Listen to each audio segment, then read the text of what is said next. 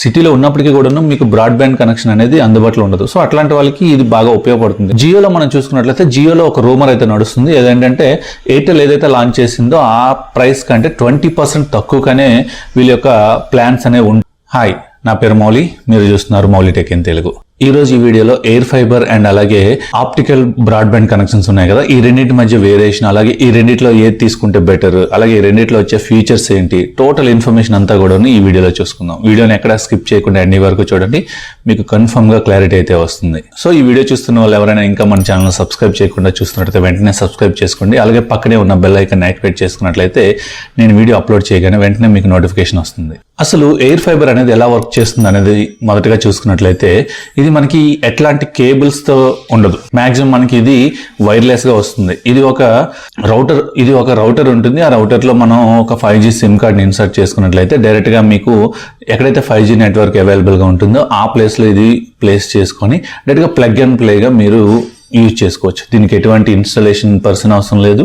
మీరు సింపుల్ గా ఒక పవర్ ఇన్పుట్ ఇచ్చినట్లయితే ఆటోమేటిక్గా ఇది వర్క్ అవడం జరుగుతుంది. బట్ బ్రాడ్బ్యాండ్ కనెక్షన్స్కి వచ్చేసరికి మనకి ఇది టోటల్ గా వైర్ తో రావడం జరుగుతుంది. సో మీ ఏరియాలో ఆ పర్టికులర్ నెట్వర్క్ ప్రొవైడర్ ఎవరైతే ఉన్నారో, ఎయిర్టెల్ కానీ, జియో కానీ, లేదంటే యాక్ట్ కానీ, లేదంటే బిఎస్ఎన్ఎల్ కానీ, సో ఈ నెట్వర్క్ ప్రొవైడర్స్ అందరూ కూడాను మీ ఏరియాలో వాళ్ళ సర్వీస్ ఉన్నట్లయితే వాళ్ళు వాళ్ళ పాయింట్ నుంచి ఎక్కడైతే మీరు రౌటర్ ప్లేస్ చేయాలనుకుంటున్నారో ఆ ప్లేస్ కి వాళ్ళ ఒక కేబుల్ని అయితే రన్ చేయడం జరుగుతుంది. సో అక్కడ నుంచి మీరు ఒక రౌటర్ని అయితే ప్లేస్ చేస్తారో అక్కడ నుంచి మీరు వైర్లెస్ గా కానీ లేదంటే వైర్ గా కానీ యూజ్ చేయాల్సి ఉంటుంది. సో ఇది ఫిక్స్డ్ బ్రాడ్బ్యాండ్ లైన్ అన్నమాట. సో ఇది ఎక్కడికి మూవ్ చేయడానికి అవ్వదు, ఎందుకంటే ఒకసారి ఫిక్స్ చేశాక సేమ్ అలానే ఉంటుంది. ఇన్ కేస్ ఎక్కడికైనా మూవ్ చేయాలనుకుంటే మళ్ళీ టోటల్గా వైరింగ్ అంతా చేయించుకోవాలి, లేదంటే ఆ పర్టికులర్ కన్సర్న్ పర్సన్ వచ్చి మాత్రమే ఇది మూవ్ చేయడానికి అవుతుంది. బట్ ఎయిర్ ఫైబర్లో మనకి అలా ఉండదు. ఇది ఎక్కడికంటే అక్కడ మూవ్ చేసుకోవచ్చు.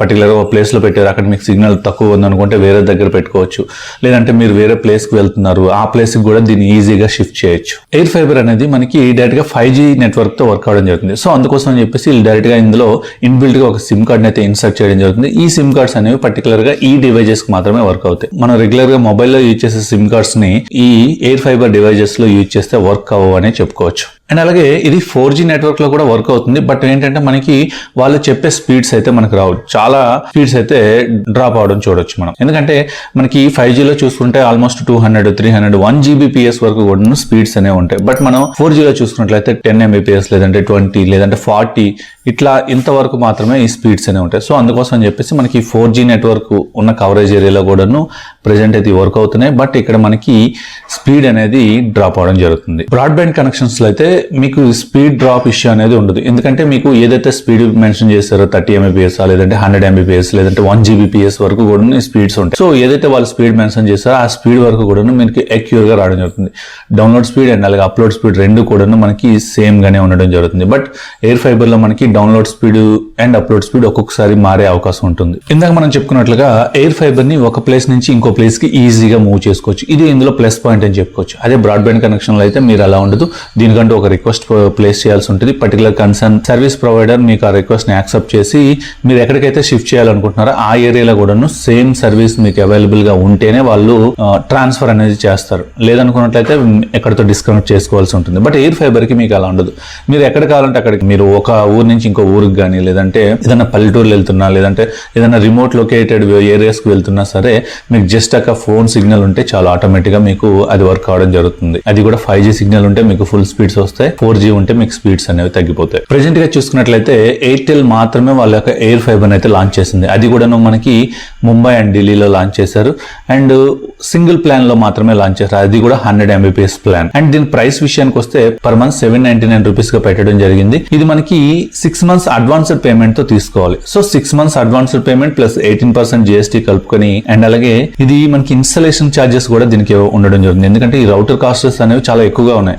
మొదట కంపెనీస్ కూడాను ఇవి ఇంతవరకు డిలే అవ్వడానికి రీజన్ ఇదే. ఎందుకంటే వీళ్ళు ఏదైతే ప్రొవైడ్ చేస్తున్నారో 5G రౌటర్, ఈ 5G మోడెమ్స్ యొక్క కాస్ట్ ఎక్కువగా ఉండడం వల్ల తయారు చేసే రౌటర్స్ కూడాను ఎక్కువ కాస్ట్ అవుతున్నాయి. సో అందుకోసం అని చెప్పేసి చాలా వరకు కాస్ట్ కటింగ్ చేసుకుంటూ ఈ టైం వరకు కూడా అయింది. ఎందుకంటే జియోలో మనం చూసుకున్నట్టయితే లాస్ట్ ఇయర్ మనకి అనౌన్స్ చేశారు ఎయిర్ ఫైబర్ వస్తుంది అని చెప్పేసి. బట్ ఇప్పటి వరకు కూడాను వాళ్ళు తీసుకురాలేదు. వాళ్ళు తీసుకొచ్చేది ఎప్పుడంటే మనకి September 19th వినాయక చవితి సందర్భంగా వాళ్ళు జియో వాళ్ళు వాళ్ళ యొక్క ఎయిర్ ఫైబర్ ని లాంచ్ చేయబోతున్నారు. ఆ రోజే మనకి ప్లాన్స్ అండ్ అలాగే స్పీడ్స్, అలాగే ఏ ఏరియాస్ లో లాంచ్ చేస్తున్నారో టోటల్ ఇన్ఫర్మేషన్ అంతా కూడా మనకి ఆ రోజే తెలిసే అవకాశం ఉంటుంది. సో ఈ ప్రైస్ ఎక్కువ అవడం వల్ల ఏంటంటే వీళ్ళు ఇన్స్టాలేషన్ ఛార్జెస్ కూడా ఎక్స్ట్రాగా ఎక్కువగానే తీసుకుంటున్నారని చెప్పుకోవచ్చు. ఇక్కడ మనకి ఇన్స్టాలేషన్ ఛార్జెస్ చూసుకుంటే 2500 రూపీస్ మనకి ఇన్స్టాలేషన్ ఛార్జెస్ అనేది తీసుకుంటున్నారు. సో టోటల్ గా మనం కలుపుకున్నట్లయితే 7733 రూపీస్ అవడం జరుగుతుంది 6 months కోసం. అది కూడా 100 Mbps ప్లాన్ తో ఇంటర్నెట్ అనేది వస్తుంది ఎయిర్ ఫైబర్ లో. జియోలో మనం చూసుకున్నట్లయితే జియోలో ఒక రూమర్ అయితే నడుస్తుంది. ఏదంటే ఎయిర్టెల్ ఏదైతే లాంచ్ చేసిందో ఆ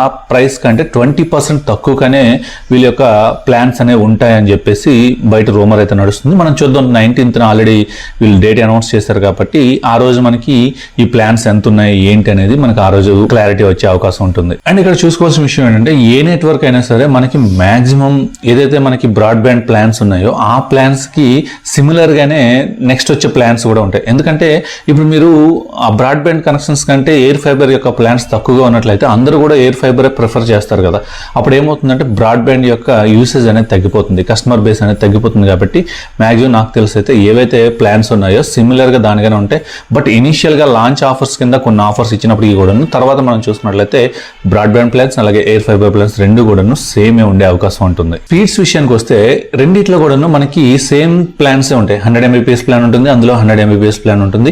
రెండు కూడాను సిమిలర్ గానే ఉండే అవకాశం ఉంటుంది. బట్ ఎయిర్ ఫైబర్ లో మాత్రం మనకి స్పీడ్ అనేది అప్ అండ్ డౌన్స్ అయ్యే అవకాశం ఉంటుంది. ఎందుకంటే ఎయిర్ ఫైబర్ లో మనకి సిగ్నల్ బేస్డ్ కాబట్టి ఎక్కడైనా మీరు పెట్టే లొకేషన్ లో సిగ్నల్ కరెక్ట్ గా రాకపోయినప్పటికీ లేదంటే మీరు ఏదైనా రిమోట్ లొకేటెడ్ ఏరియాకి వెళ్ళేటప్పుడు అక్కడ సిగ్నల్ స్ట్రెంత్ సరిగా లేకపోయినా ఇట్లాంటి ప్రాబ్లమ్స్ వల్ల ఏమవుతుందంటే మనకి స్పీడ్ అనేది అప్ అండ్ డౌన్స్ అవుతుంటుంది. Upload speed and download speed రెండు కూడా మనకి అట్లానే అయ్యే అవకాశం ఉంటుంది. బ్రాడ్బ్యాండ్ కనెక్షన్స్ లో మనకి అలా ఉండదు. ఎందుకంటే ఇది ఫిక్స్డ్ ఆప్టికల్ లైన్ తో వస్తుంది కాబట్టి మనకి ఎటువంటి ఫ్లక్చుయేషన్స్ అనేవి ఉండవు. స్పీడ్ లో సేమ్ స్పీడ్ వస్తుంది. 100 Mbps చెప్తే 100 Mbps వస్తుంది. ఇంకా మోరోవర్ ఇంకా ఎక్కువ వచ్చే అవకాశం ఉంటుంది. ఒక 10 Mbps 5 Mbps ఎక్కువగా వచ్చే అవకాశం ఉంటుంది. Download speed and upload speed రెండు కూడా సేమ్ వచ్చే అవకాశమే ఉంటుంది. ఎయిర్ ఫైబర్ లో మెయిన్ అడ్వాంటేజ్ ఏంటంటే మీరు ఎక్కడికైనా క్యారీ చేయొచ్చు.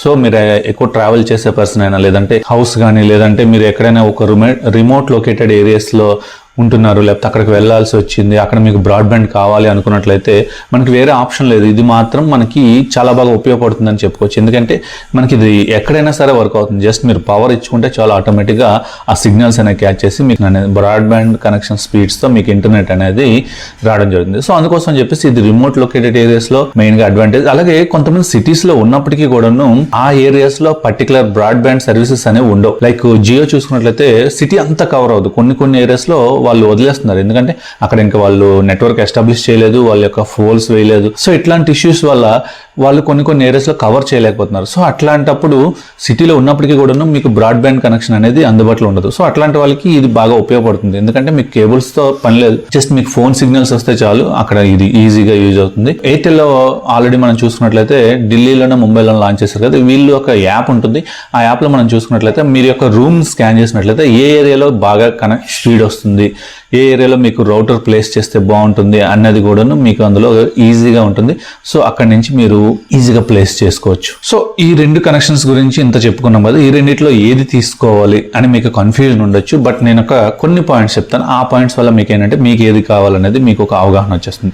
సో ఫస్ట్ ఆఫ్ ఆల్ మనం ఆల్రెడీ మాట్లాడుకున్నట్లుగా మీకు బ్రాడ్బ్యాండ్ కనెక్షన్స్ అవైలబుల్గా లేవు, లేదంటే మీరు ఏదైనా అపార్ట్మెంట్స్లో ఉంటున్నారు, ఆ అపార్ట్మెంట్స్కి బ్రాడ్బ్యాండ్ కనెక్షన్స్ రావు అనుకున్నట్లయితే సింపుల్గా మీరు ఎయిర్ ఫైబర్ని అయితే చూస్ చేసుకోవచ్చు. ఎందుకంటే మీకు 5G నెట్వర్క్ ఉంది అనుకున్నట్లయితే ఆటోమేటిక్గా ఇది బాగానే వర్క్ అవుతుంది, మీకు అందులో ఎటువంటి no doubt.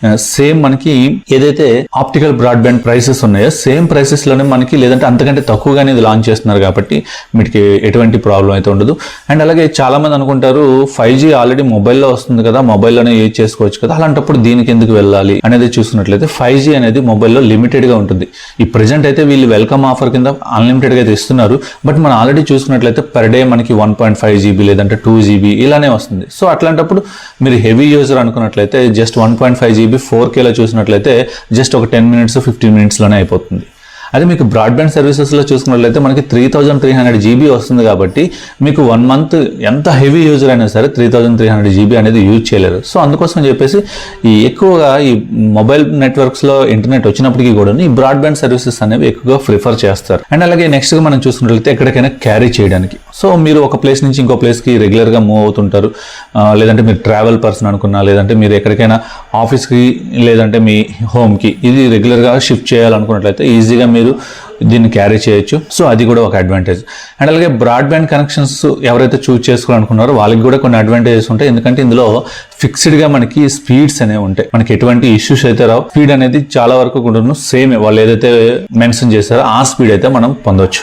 But broadband connections లో ఇంకొక ఇష్యూ కూడా ఉంది. ఎందుకంటే ఇది వైర్ తో వస్తుంది కాబట్టి మీ ఏరియాలో సర్వీస్ మీద డిపెండ్ అయి ఉంటుంది. మీ ఏరియాలో ఎప్పుడైనా ఏదైనా కేబుల్స్ కట్ అయినా లేకపోతే ఏదైనా వర్షాలు పడినా ఇట్లాంటి టైంలో మనకి ఇంటర్నెట్ అనేది డిస్కనెక్ట్ అయ్యే అవకాశం ఉంటుంది. అది ఓన్లీ మీకు లోకల్ గా మీరున్న ఏరియా పైన డిపెండ్ అయి ఉంటుంది. బట్ ఎయిర్ ఫైబర్ లో మనకు అట్లాంటిది ఉండదు.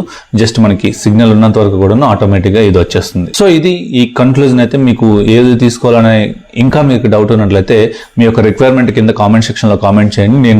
నేను దానికి ఫుల్ గా ఎక్స్ప్లెయిన్ అయితే చేస్తాను. అండ్ అలాగే ప్రతి వీక్ కూడా మనకి FAQ వీడియో కూడా వీటి మీద చేయడం జరుగుతుంది. సో మీకు ఏదైనా డౌట్స్ ఉన్నట్లయితే కింద కామెంట్ సెక్షన్ లో కామెంట్ చేయండి. నేను ప్రతి ఒక్క కామెంట్ కూడా పిక్ చేసి మీ యొక్క డౌట్స్ ని ఒక వీడియో రూపంలో మీ ముందుకు తీసుకొస్తాను. సో ఈ వీడియో మీకు నచ్చింది అనుకుంటున్నాను. నచ్చినట్లయితే లైక్ చేయండి, షేర్ చేయండి. అలాగే మన ఛానల్ ఇంకెవరైనా సబ్స్క్రైబ్ చేయకుండా చూస్తుంటే సబ్స్క్రైబ్ చేయండి. Thank you. This is Mouli signing off.